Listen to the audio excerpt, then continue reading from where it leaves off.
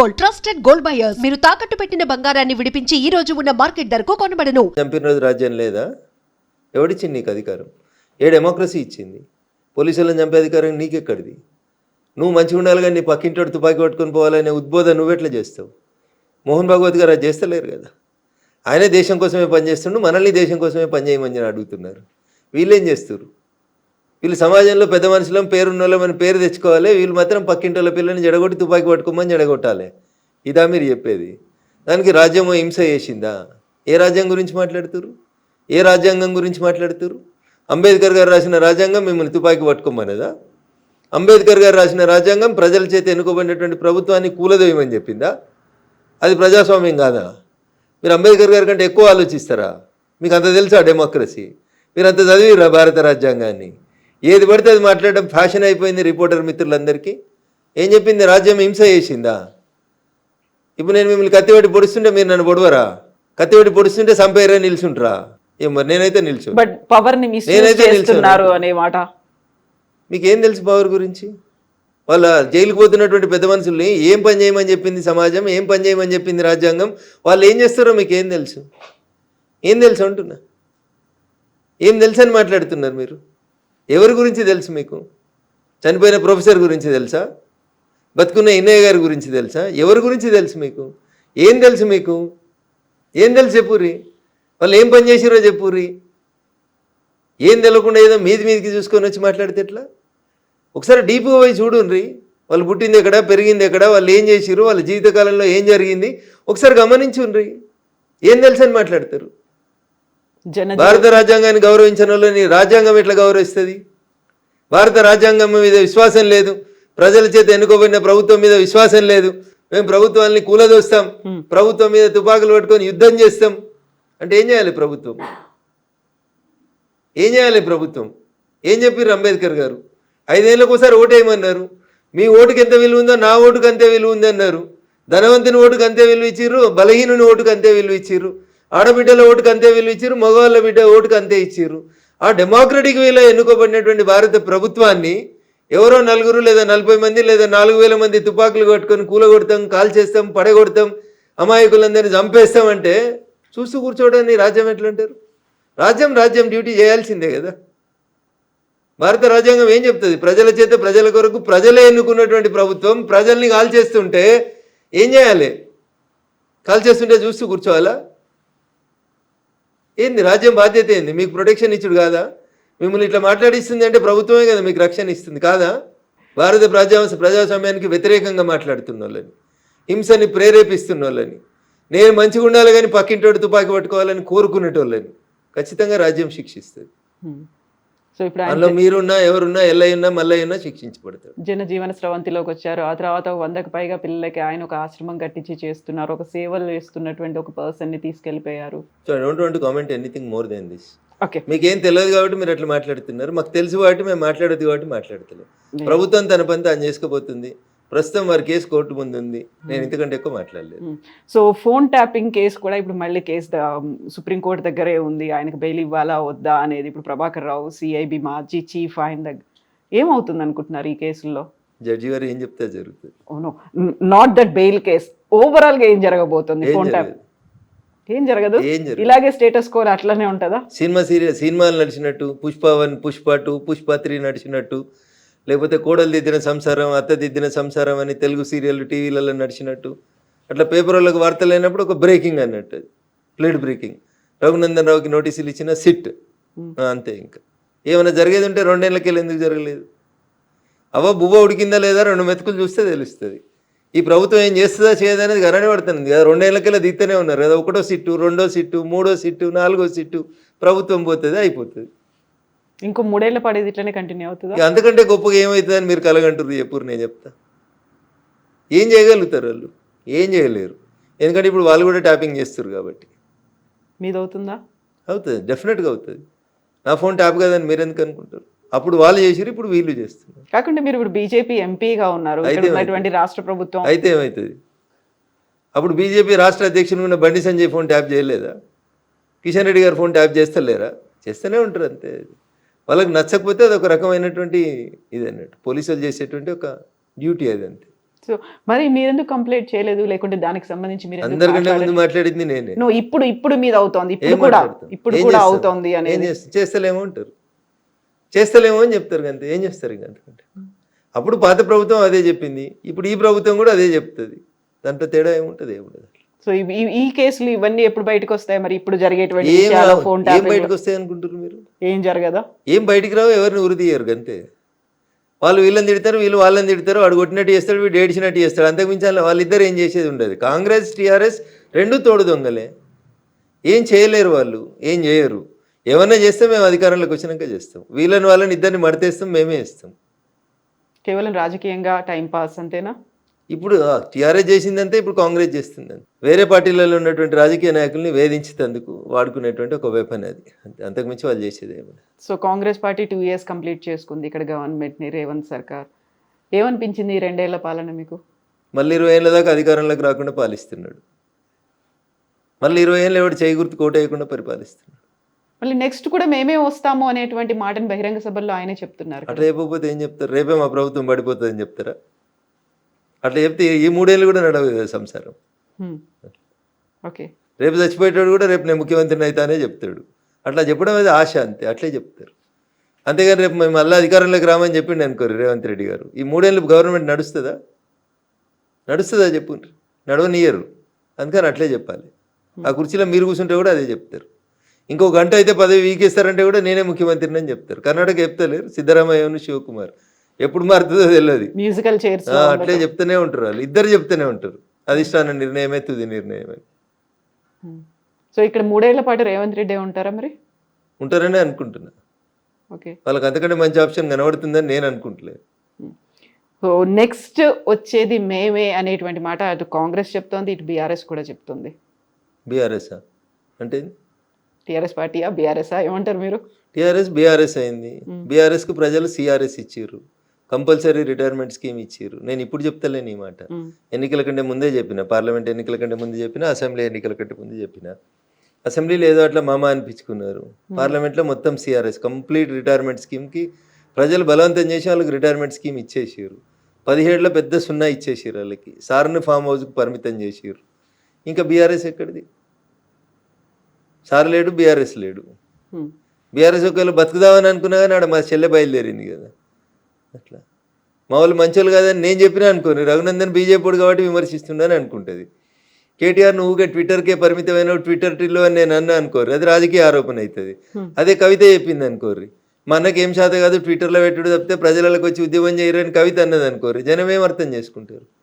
రఘునందన్ రావు నోట్లకి ఎలా మాట వస్తే వీడు రాజకీయంగా అంటుండే అనుకుంటారు. కవిత అంటే కవిత చెప్పింది వాస్తవమే, కవిత ఆ ఇంట్లోకెళ్ళే వచ్చిన బిడ్డ కదా, కవిత చెప్పిందంటే కరెక్ట్ అనుకుంటున్నాను. కవిత చెప్పిన మాటలన్నీ కరెక్టే అని మీరు అనుకుంటున్నారా? నేనైతే అనుకుంటున్నా, మీరు అనుకుంటలేరా? అందులో టీఆర్ఎస్ నుంచి బీఆర్ఎస్ దాకా ఎందుకు మార్చారో అనే మాటతో పాటుగా కేసీఆర్ బయటికి రాకపోతే అరే మీరు అంత స్మూత్ గా మాట్లాడుతున్నారు.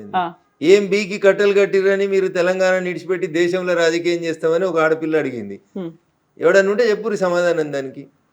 తెలంగాణలో మీరు తెలంగాణకి ఏం పీకి కట్టలు కట్టిరని ఏదో టీవీ ఛానల్ ఇంటర్వ్యూలో చెప్పలే కవిత గారు. ఆ కవిత నిండు శాసన మండలిలో చెప్పింది, on the floor of the house చెప్పింది. దానికి ఒక్కడన్నా సమాధానం చెప్పిండా? ఎందుకు పంజాబ్లో రైతులకు పైసలు ఇచ్చిరో అని అడిగింది, చెప్పిర్రా? తెలంగాణలో రైతులు చచ్చిపోతే ఏం చేసిరో అని అడిగింది, తెలంగాణ ఉద్యమకారులకు ఏమి ఇచ్చిరో అని అడిగింది. సరిపోదా సమాధానం? మూతోడు ప్రశ్నలు అడుగుతుంది కదా. శంకరమ్మ అనేటువంటి మలిదశ తెలంగాణ ఉద్యమాన్ని మలుపు తిప్పినటువంటి సోదరుడు శ్రీకాంతాచారి తల్లిని టీఆర్ఎస్ ఎలియాస్ బీఆర్ఎస్ ఎట్లా వంచింది కవిత అంటే, ఇక్కడ గన్ పార్క్లో నిలబెట్టి కాల్ చేయాలి వాళ్ళని, 2 గన్మెన్లను పంపించి.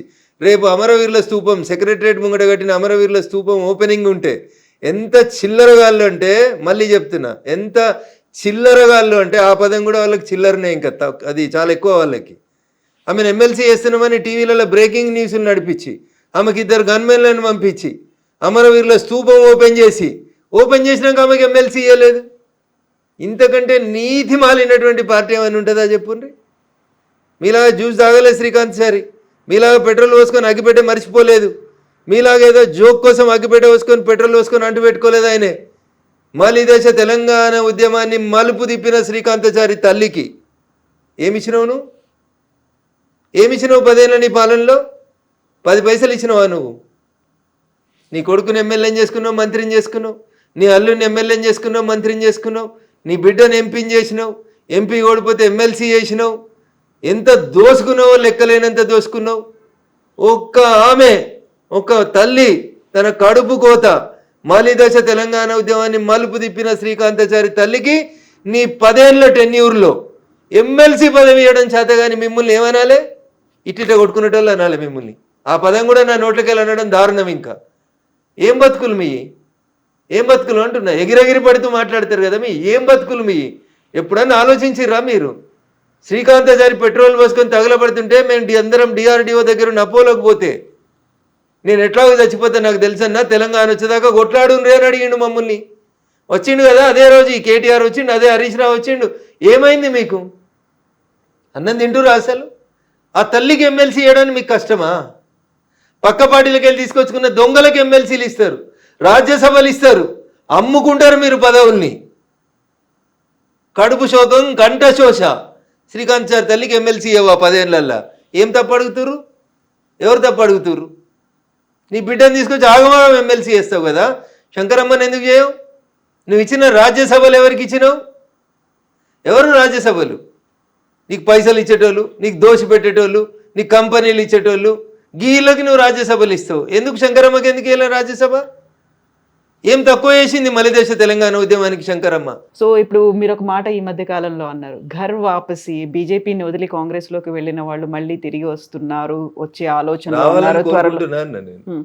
వస్తున్నారు అని చెప్పలే, వచ్చిర్రు అని చెప్పలేదు, రావాలని కోరుకుంటున్నా అని చెప్పిన. ఎందుకంటే మీరు మమ్మల్ని వద్దనుకొని పోయిన తర్వాత జరిగిన పరిణామాలన్నీ మీరు ఆలోచించుకొని విఘ్నతతోటి అక్కడ మీకు ఏం గౌరవం లేదు, గుర్తింపు లేదు కాబట్టి వెనక్కి వస్తే ఇక్కడ కొంచెం గౌరవం, గుర్తింపు ఉంటుంది, రండి మిత్రులారా అని చెప్పినమాట వాస్తవం. కాకపోతే అధికార కాంగ్రెస్ పార్టీని వదిలిపెట్టి మళ్ళీ బీజేపీకి వస్తారంటారా? ఎప్పుడు పుట్టి మునుగుతుందో తెలియనప్పుడు ఆ పుట్టిలో ఎవరు ట్రావెల్ చేస్తారు కవిత గారు? గోదావరి నడి మధ్యలో ఉన్నారు, పుట్టికి రంధ్రం పడ్డది, పుట్టి ఎప్పుడు మునుగుతుందో తెలియదు. అట్లాంటప్పుడు ఎందుకుంటారు అందులో? ఎవరుంటారు? రాజకీయ నాయకుడు అనేటోడు తానున్న పార్టీ బతకాలి, తాను బతకాలి, ప్రజలకు సేవ చేయాలని అనుకుంటే ఆలోచించుకుంటాడు. మునుగాలే చావాలనుకుంటే నేనేం చేస్తా కవిత గారు? సో రాష్ట్రంలో ఉన్న కాంగ్రెస్ పరిస్థితి ఎట్లా ఉంది? దేశవ్యాప్తంగా ఉందా మొత్తం? సో దేశంలో కాంగ్రెస్ ఉందా? 28 రాష్ట్రాల్లో 3 రాష్ట్రాలకు కన్ఫైన్ అయిన వాళ్ళు ఉన్నారా? ఏ రాష్ట్రంలోనే పోటీ చేస్తే సింగిల్ డిజిట్ వచ్చిందా? ఢిల్లీలో 3 సార్లు అసెంబ్లీకి ఎన్నికలు జరిగినాయి, ఒక్క సీట్ అన్నా గెలిచిర్రా కవిత గారు? దేశ రాజధానిలోనే లేరు మీరు, ఇంకేడుంటారు తల్లి మీరు? ఏడున్నారు వాళ్ళు? తెలంగాణలో ఏదో అధికారంలోకి వచ్చారు, ఎందుకు వచ్చారు? టీఆర్ఎస్ చేసిన తప్పులకి. భారతీయ జనతా పార్టీ ఆ రోజు కొంచెం 1-2 జరగరాని సంఘటనలు పార్టీలో జరగడం వల్ల అట్లా అయింది. అట్లా అంతకుమించి కాంగ్రెస్ ఎక్కడ తెలంగాణలో? కర్ణాటకలో కాంగ్రెస్ వచ్చినాక తెలంగాణలో కాంగ్రెస్ బతికింది. అంతకుముందు కాంగ్రెస్ ఎక్కడుంది? ఎవరు ఆలోచించారు కాంగ్రెస్ గురించి? కొట్లాడింది మేము, యాంటీ టీఆర్ఎస్ వేవ్ని తయారు చేసింది మేము, టీఆర్ఎస్ను దించాలనే ఆలోచన ప్రజలకు కల్పించింది మేము, టీఆర్ఎస్ని దించవచ్చు అని చెప్పింది దుబాక్ ఉప ఎన్నిక ఫలితం. ఇవి కదా. అంతకుముందు అది పెద్ద శత్రు దుర్భేద్యమైన కోట కదా. వాళ్ళు సిట్ అంటే మీరు సిట్టు, వాళ్ళు స్టాండ్ అంటే స్టాండు, వాళ్ళు రాహుల అంటే రాహులు, వాళ్ళు ఎంకన్నా అంటే ఎంకన్నా. అంతకుమించి ఏం నడిచింది? అప్పుడు ఏం నడవలే కదా. మేం కదా మొదలుపెట్టింది, బీజేపీ వాళ్ళం కదా. దుబ్బాకలు కొట్టినా, హుజరాబాద్లో కొట్టినా, ఇంకేం చేసినా మేం కదా టీఆర్ఎస్ని ఢీకొట్టగలుగుతాం, టీఆర్ఎస్ని దించగలుగుతాం అనే ఒక వాతావరణాన్ని క్రియేట్ చేసింది మేం కదా. మేము 3 రాళ్ళు పెట్టినాం, అండబెట్టినాం, నీళ్లు పోసినాం, ఎసరేసినాం, బియ్యం పెట్టినాం, అన్నం వండుకొని కాంగ్రెస్ వాడు తినిపోయింది అంతే. అండ దించడంలో మేము 1 నిమిషం ఆలస్యం చేసినాం అంతే, వాళ్ళు ఎత్తుకుపోయారు గద్దల్లాగా. సో ఆలస్యాన్ని సెటరేట్ చేసుకున్నారా మీరు అనే అనుకుంటున్నాం. మొత్తం అంతా అప్పుడు గతంలో వచ్చినటువంటి 1-2 ప్రాబ్లమ్స్, సమస్యలు అన్నారు, అవన్నీ కూడా సరిదిద్దుకొనే ముందుకు పోతున్నాం. జరిగిన పొరపాట్లను సరిదిద్దుకొని ముందుకు పోతుంటేనే పార్టీలైనా మనుషులైనా ముందుకు పోతూ ఉంటారు. మా వల్ల జరిగిన ఏంది అనేది మాకు అర్థమైన తర్వాత అవి మళ్ళీ జరగకుండా వాటిని సరిదిద్దుకునే ముందుకు పోతారు. దానికి సంబంధించి మొత్తం గ్రౌండ్లో ఆ ప్రాపర్గా ప్రిపరేషన్స్ అనేవైతే ఉన్నాయో, ఒక్కొక్క అడుగు పేర్చుకుంటూ వెళ్ళేట్టుగా సమన్వయం. ఎలక్షన్స్ అంటే ఏంది తల్లి చెప్పు?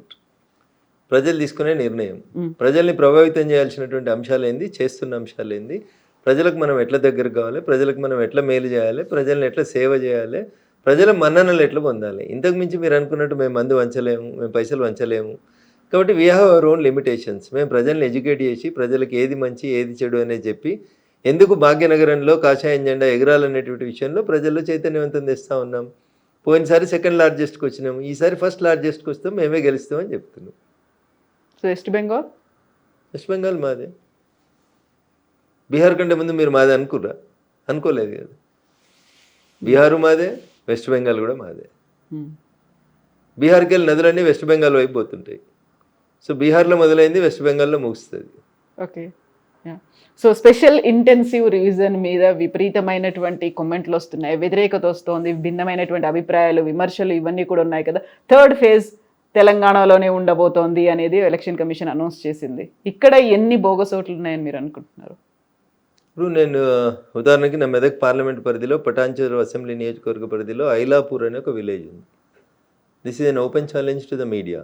నిజంగా మీలో సిన్సియారిటీ ఉండి మీరు అనుకున్నట్టు మిమ్మల్ని మీరు ఫోర్త్ ఎస్టేట్ అయితే, మీరు రాసే వార్తలలో, మీరు చేసే పనిలో మీకు నిజాయితీ ఉంటే, ఐలాపూర్ అనేటువంటి ఒక తాండాలో, ఐలాపూర్ అనే ఒక గ్రామ పంచాయతీలో ఒరిజినల్ ఓటర్లు 1250 ఓటర్లు. ఎన్నికల సందర్భంగా ఆ ఓటర్ల సంఖ్యను 2700 పైచిలకు పెంచారు. సో డబుల్ కంటే ఎక్కువ ఉన్నారు. శ్మశానంకు నెంబర్ వేసి, వాటర్ ట్యాంక్ నెంబర్ వేసి, గ్రామ పంచాయతీకి నెంబర్ వేసి, నేను రాహుల్ గాంధీ గారిలాగా వేగ ఆరోపణ చేస్తలేను. రాహుల్ గాంధీ ఒక ఇంట్లో 290 ఏట్లు ఎట్లుంటాయంటే అమిత్ షా గారు పార్లమెంట్లో సమాధానం చెప్పారు. అట్లా రఘునందన్ సమాధానం చెప్పించుకోవడానికి అబద్ధం కోసం చెప్తలేడు. ఐలాపూర్లో పటాన్చెరు అసెంబ్లీ నియోజకవర్గం పరిధిలోని అమీన్పూర్ మున్సిపాలిటీ కిందికి వచ్చే ఐలాపూర్ అనే గ్రామ పంచాయతీ గతంలో ఉన్నటువంటి దాంట్లో ఒరిజినల్గా 1250 ఓట్లు ఉంటే వాటిని 2750 ఓట్ల దాకా పెంచారు. ఇవన్నీ బోగస్ ఓట్లని అప్పుడున్నటువంటి సర్పంచ్ గారు, ఎంపీ ఎన్నికల కంటే ముందు నేను, జిల్లా కలెక్టర్ గారు, అంటే తహసీల్దార్ గారు, ఆర్డీఓ గారు, జిల్లా కలెక్టర్ గారు, ఆఖరికి రాష్ట్ర ఎన్నికల కమిషన్ కూడా కంప్లైంట్ ఇచ్చినాం కవిత గారు. ఎప్పుడు ఎంపీ ఎలక్షన్. సో ఇవన్నీ కూడా జిహెచ్ఎంసీ ఎలక్షన్స్ ముందే అయితే జరగవు, నెక్స్ట్ రాబోయేటువంటి అసెంబ్లీ ఎన్నికల కోసమే జరుగుతాయి కదా. ఇప్పుడు వచ్చే ఫస్ట్ నుంచి ఏమి ఉన్నట్టుంది కదా, తెలంగాణలో కూడా ఏప్రిల్ 1 నుంచి ఏమి ఉన్నట్టుంది కదా సార్. జరుగుతుంది కంపల్సరీ, అన్ని రాష్ట్రాల్లో జరుగుతుంది, ఇక్కడ కూడా జరుగుతుంది. తెలంగాణ ఏం దానికి అతీతం కాదు, భాగ్యనగరం ఏం దానికి అతీతం కాదు, అంతటా జరుగుతుంది సార్, దేశవ్యాప్తంగా సార్ జరుగుతుంది. ఎవరికి ఇష్టమైనా కష్టమైనా జరుగుతుంది. సో హైదరాబాద్ కంటే భాగ్యనగరం అనడానికే మీరు ఇష్టపడతారా? ఇది భాగ్యనగరం కదా, ఒకప్పుడు భాగ్యనగరం, ఇప్పుడు కూడా భాగ్యనగరం, భవిష్యత్తులో కూడా భాగ్యనగరంగానే పేరు కొనసాగాలని కోరుకుంటాం. మారుతుందా మీ బీజేపీ వచ్చిన తర్వాత? మీ కాదు మన అన్నారు, తప్పకుండా మారుతుంది. నేను అనేది మీ బీజేపీ అన్నా, నేను మన బీజేపీ అని నేను అనలేను కదండి. మీ బీజేపీ వచ్చిన తర్వాత మన హైదరాబాద్ పేరు భాగ్యనగరంకి తప్పకుండా భాగ్యనగరం అయితే. అదొకటేనా? తినవద్దు రుచులు ఎందుకు, అధికారంలోకి వచ్చేదాకా సపోర్ట్ చేయండి, అధికారంలోకి వచ్చిన తర్వాత మేము ప్రజల కోసం నిలబడతాం, నెక్స్ట్ సీఎం ప్రజల ఆకాంక్షల కోసం పనిచేస్తాం. నెక్స్ట్ సీఎం ఎవరు? ప్రజలు కోరుకున్న వాళ్ళు అవుతారు.